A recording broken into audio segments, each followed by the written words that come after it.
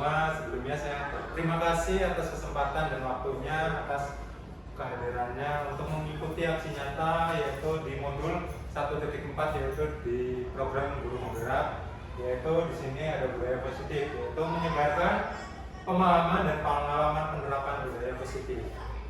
Next. Nah, dalam budaya positif yang pertama itu di sini ada konsep utama modul budaya positif. Yang pertama yaitu perubahan paradigma belajar. Yang kedua disiplin positif. Dan yang ketiga kebutuhan dasar manusia. Dan yang keempat motivasi perilaku manusia. Yang kelima posisi kontrol restitusi. Yang keenam keyakinan berkelas. Dan yang ketujuh yaitu segitiga restitusi. Nah, nanti kita akan bahas satu persatu ya. Next. Yang pertama di sini ada pembelajaran dengan paradigma baru. Bisa terlihat ya Bu Febi ya? Ya. Bisa, ya. Pembelajaran dengan paradigma baru dirancang berdasarkan prinsip pembelajaran yang diferensi, sehingga setiap siswa belajar sesuai dengan kebutuhan dari tahapan perkembangannya untuk mewujudkan profil pelajar Pancasila.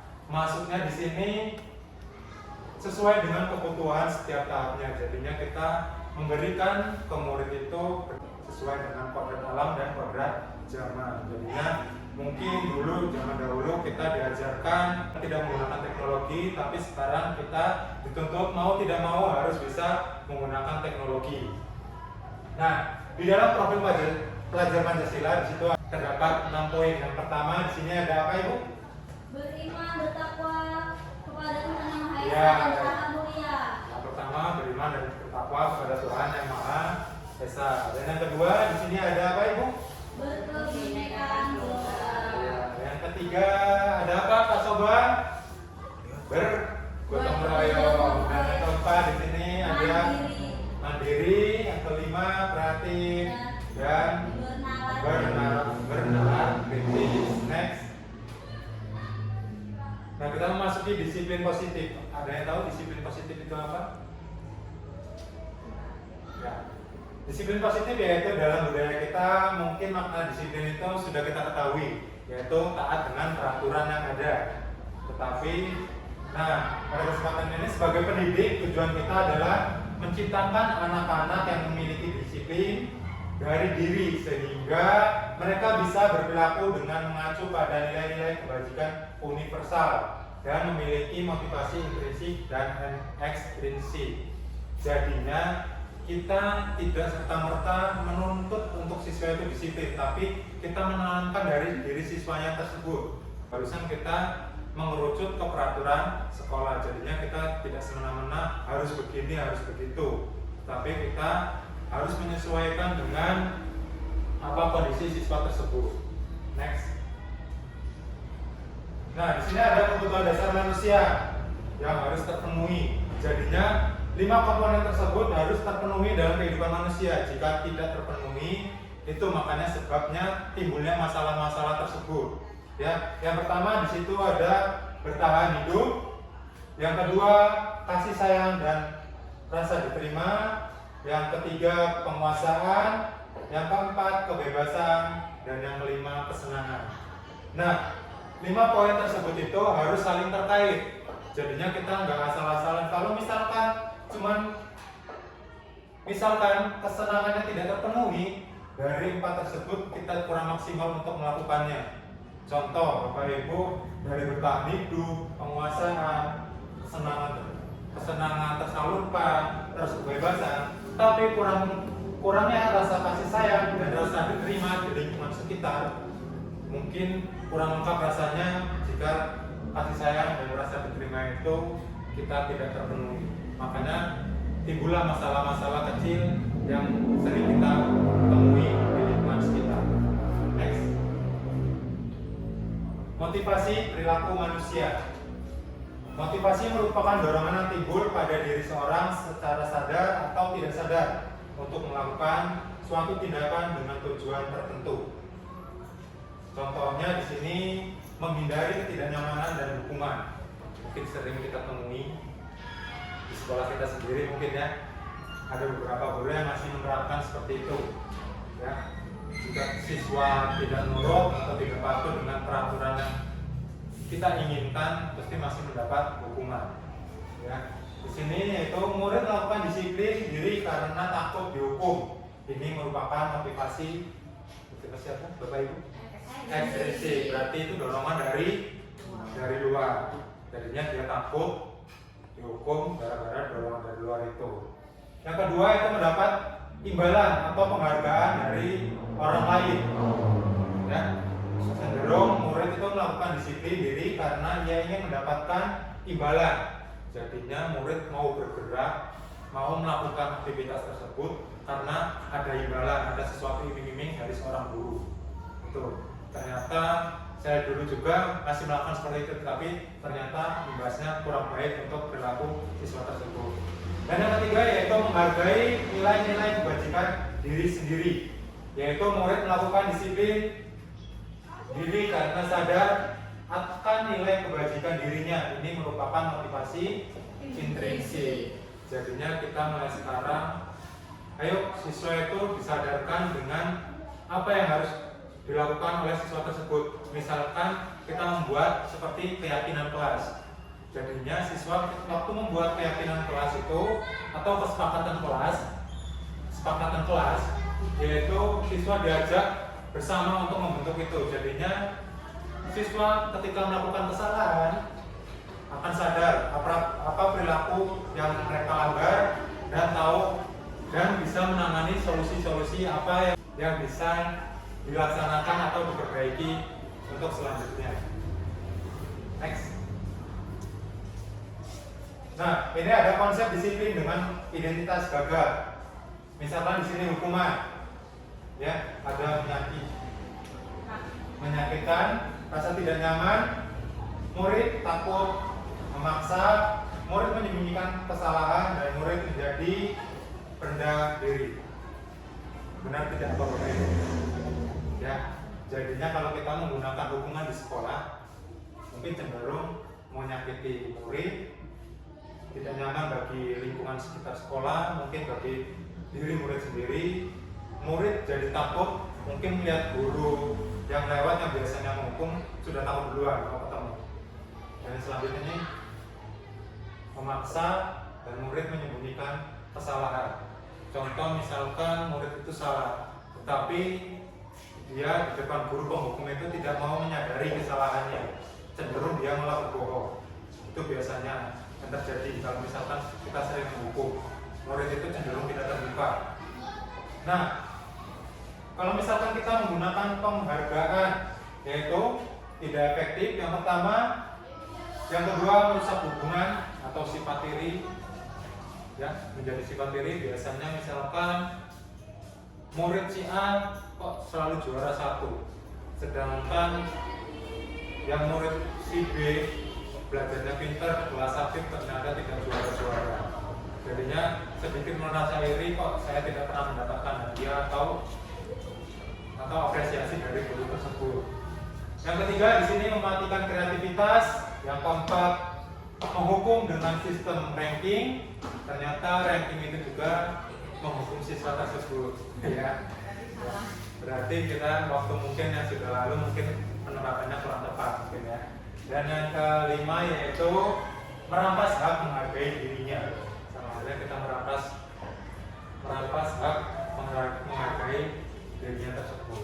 Nah selanjutnya next, konsep disiplin dengan identitas sukses. Ya, di sini ada konsekuensi dan restitusi. Konsekuensi ada yang tahu Bapak Ibu? Konsekuensi. Ya, hampir 11-12. Tapi akan lebih mengerucut di pelajarannya tersebut. Yang pertama di sini ada penguatan jangka pendek. Yang kedua perlu monitoring berkelanjutan. Yang ketiga stimulus respon. Yang keempat murid menghormati peraturan. Dan yang kelima kehilangan waktu untuk merenungi kesalahan. Itu poin-poin konsekuensi.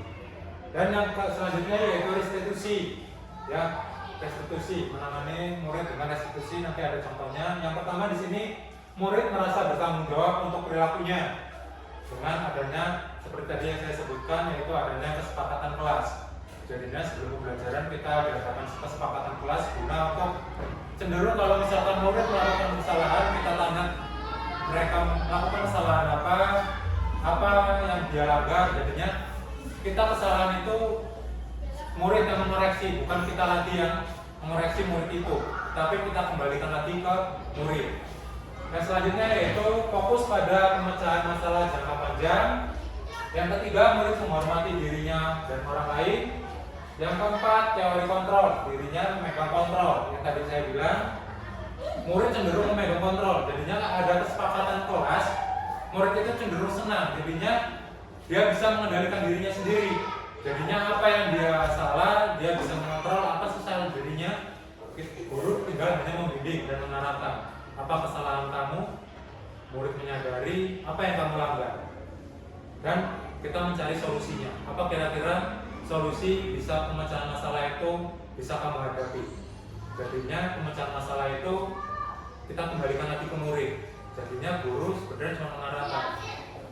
Makanya guru lebih enak mungkin kalau restitusi ini berjalan. Dan yang terakhir yaitu murid bersemangat dan memperbaiki kesalahannya sendiri. Nah, itu makanya ada pengembalian di mana solusinya itu ke murid sendiri. Nah, selanjutnya yaitu konsep disiplin.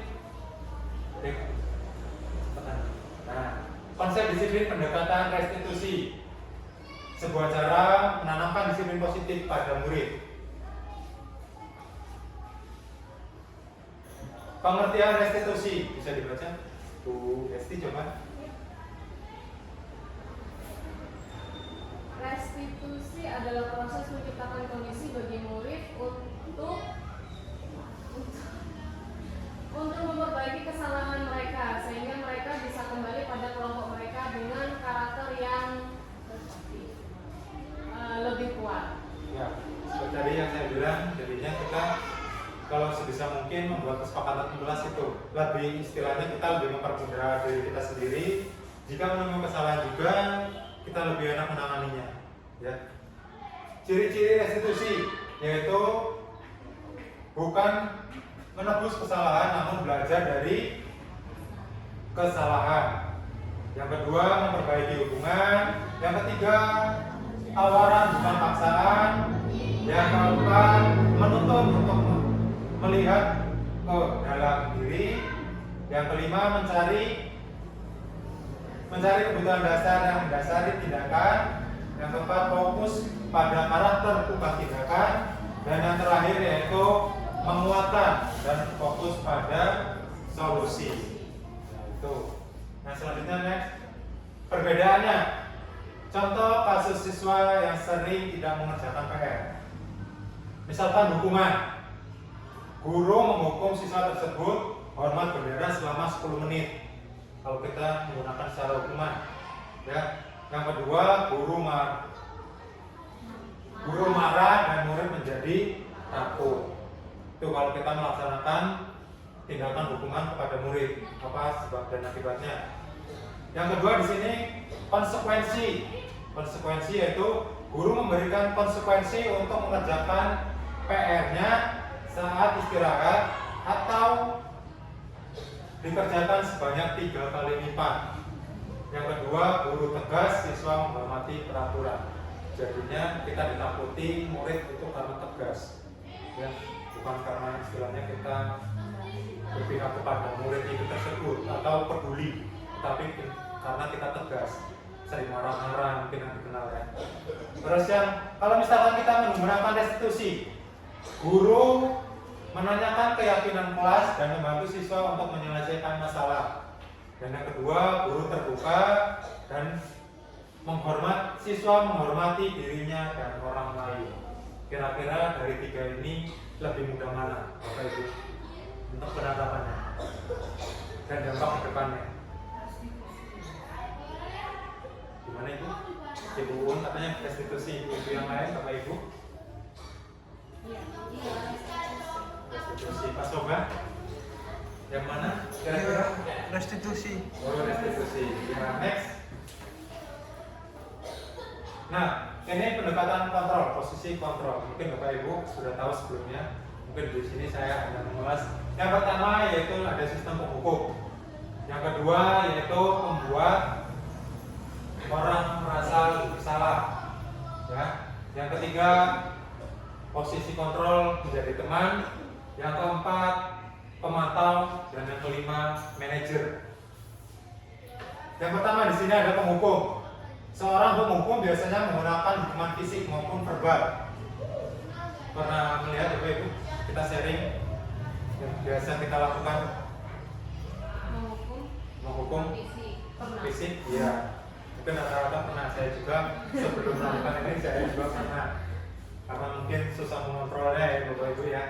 Dan yang kedua yaitu membuat orang merasa bersalah. Biasanya guru akan bersuara lebih lembut. Gimana? Kok baik banget sih Nah? Kedatangan terlambat Nah. Jadinya seolah-olah murid itu saya bersalah. Ya, rasa murid itu jadi bersalah. Yang ketiga yaitu teman. Guru pada posisi ini tidak akan menyakiti murid, namun akan tetap berupaya mengontrol murid melalui persuasi.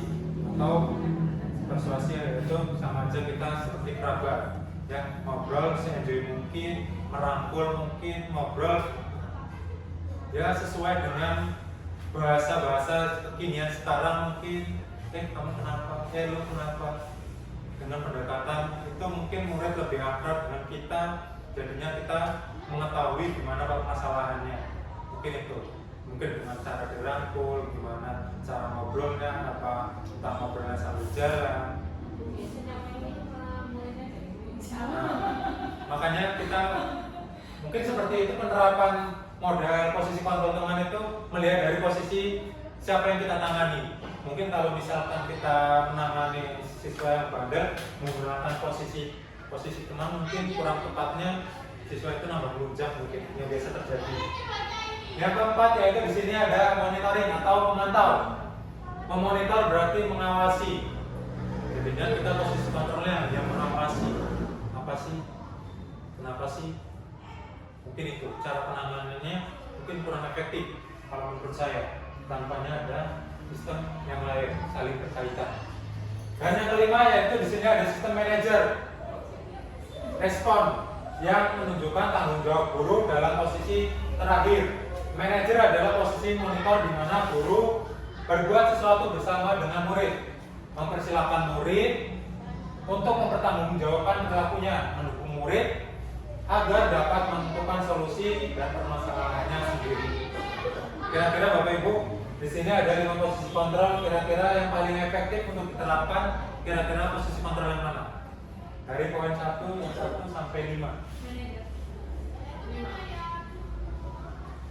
Posisi, kalau kita posisi berpihak pada murid, posisi manajer mungkin lebih efektif untuk cara menanganinya. Ya, di situ mencakup semuanya. Dari gimana kita dari seorang guru, ya, gimana cara menangani murid, dan permasalahan itu kembalikan lagi ke muridnya. Jadinya saling keterkaitan. Next.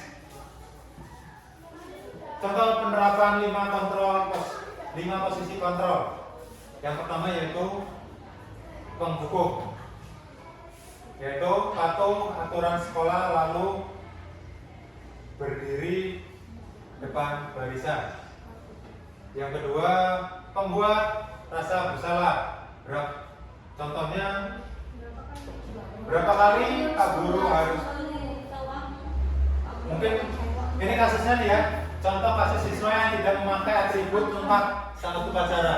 Mungkin masih sering kita temui di sekolah-sekolah ya. Yang pertama di sini sistem hukum, patuhi aturan sekolah, lalu berdiri di depan. Jadinya yang misalkan atribut kurang lengkap disuruh maju ke depan. Ya. Suruh kalau enggak barisan tersendiri saat upacara.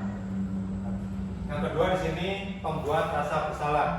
Berapa kali Pak Guru harus memberi tahu kamu, Pak Guru kecewa sama kamu.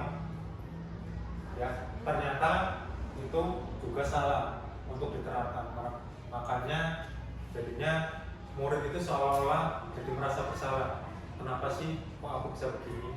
Jadinya tekanan sampai mungkin untuk sulit dilupakan mungkin ya.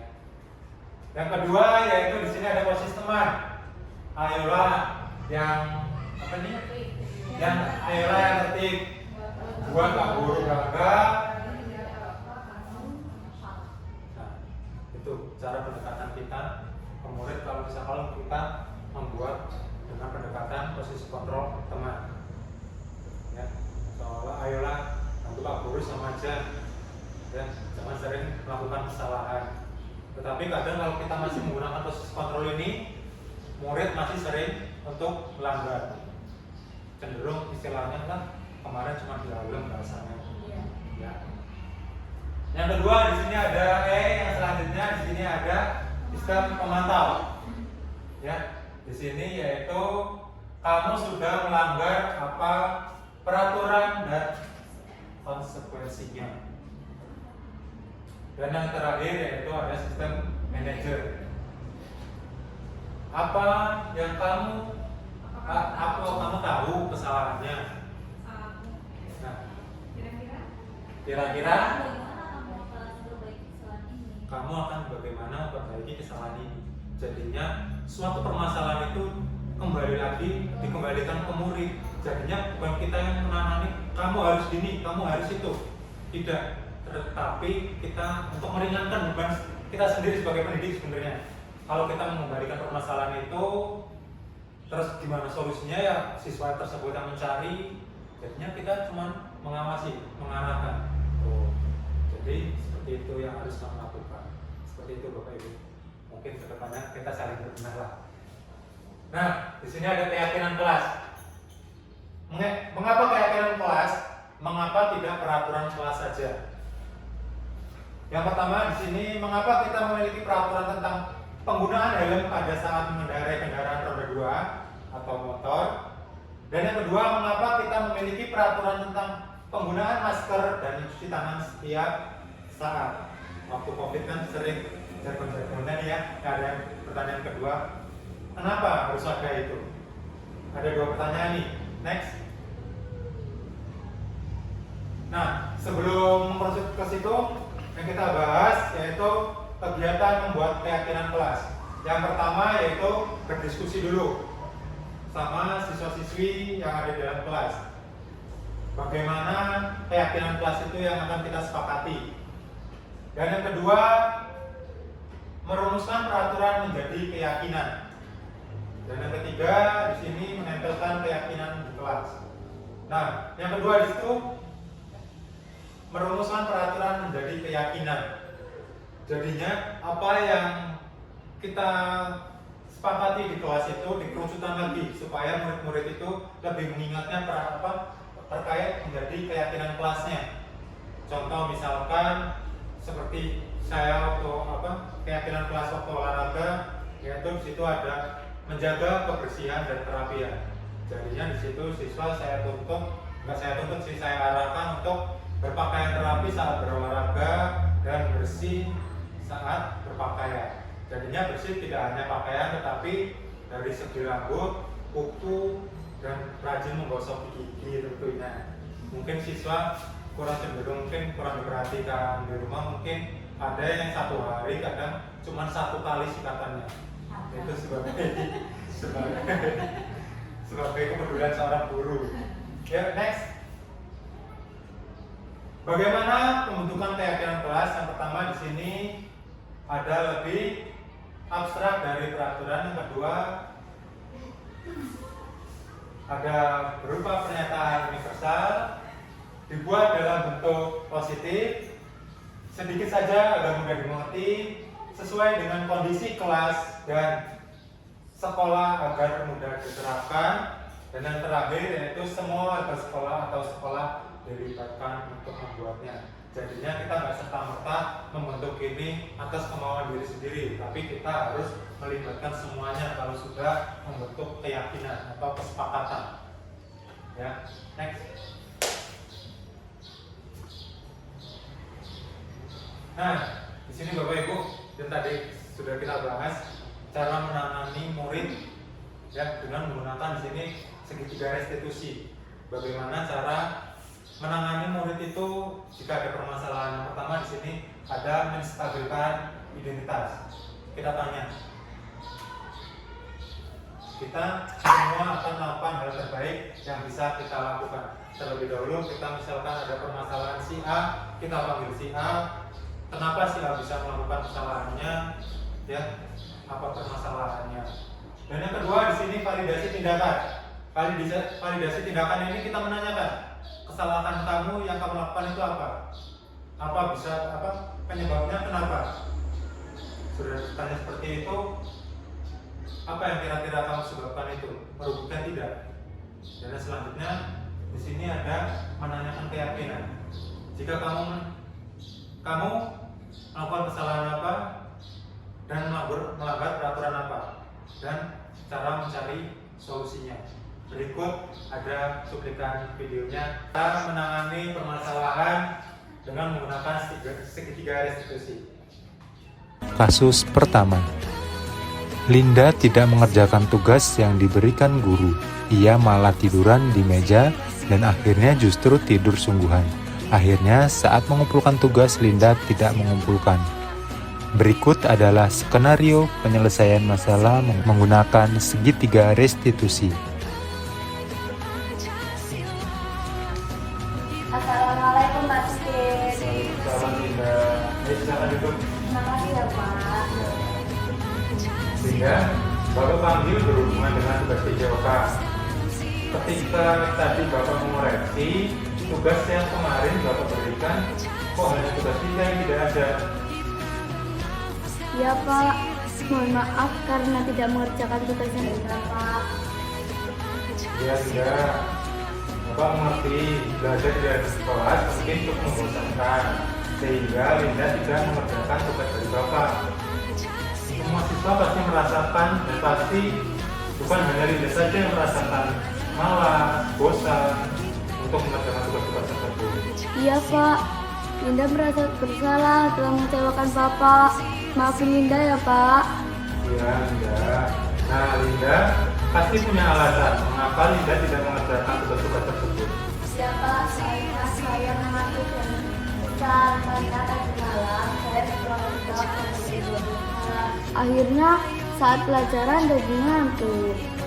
Nah, dari permasalahan tersebut adakah solusi supaya Linda tidak mengantuk di sekolah dan dapat mengerjakan tugas-tugas tersebut?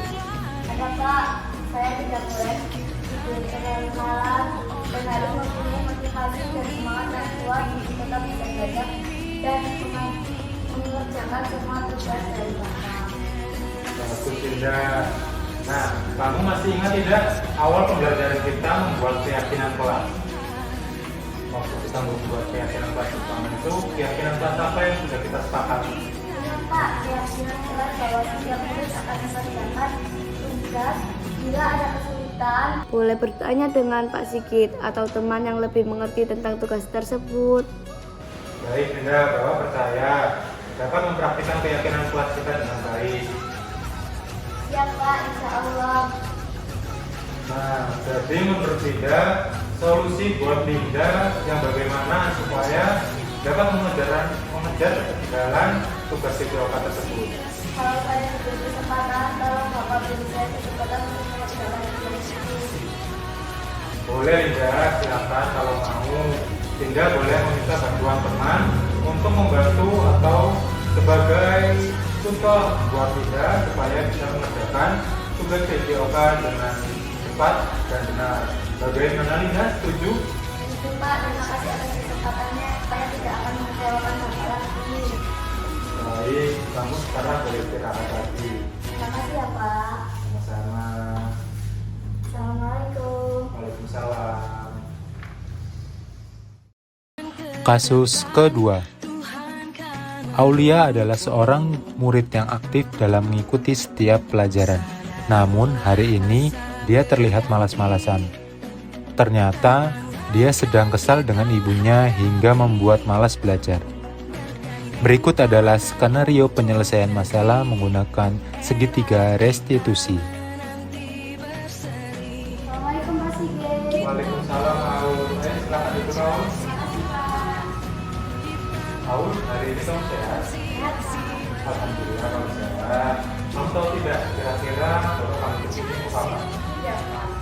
Nah, gini ya, Aul, tadi ketika di lapangan Bapak lihat kamu hari ini ya biasanya aktif, semangat dalam praktek, tapi hari ini kok lesu, malas. Kamu sedang ada masalah?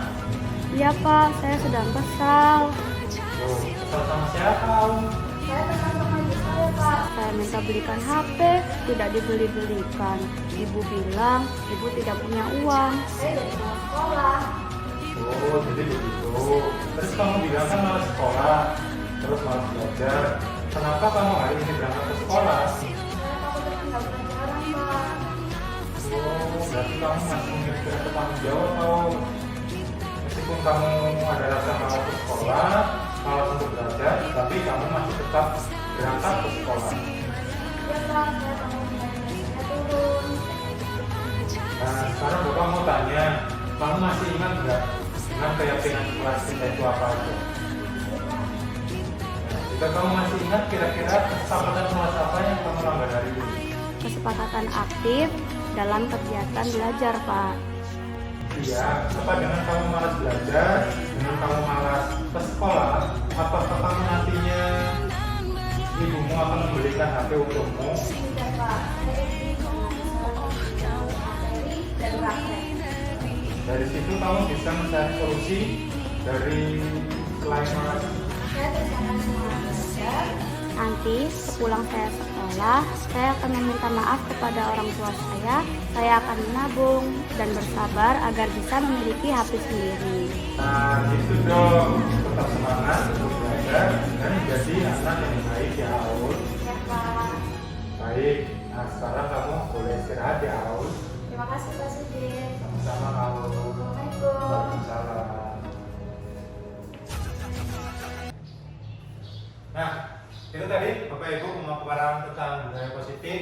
Mudah-mudahan apa yang saya sampaikan bisa bermanfaat dan merubah kita ke depannya lebih baik lagi. Saya minta maaf apabila ada salah kata, dan dalam penyampaian saya mohon maaf. Saya akhiri. Wabillahi taufiq wal hidayah. Wassalamualaikum warahmatullahi wabarakatuh. Waalaikumsalam.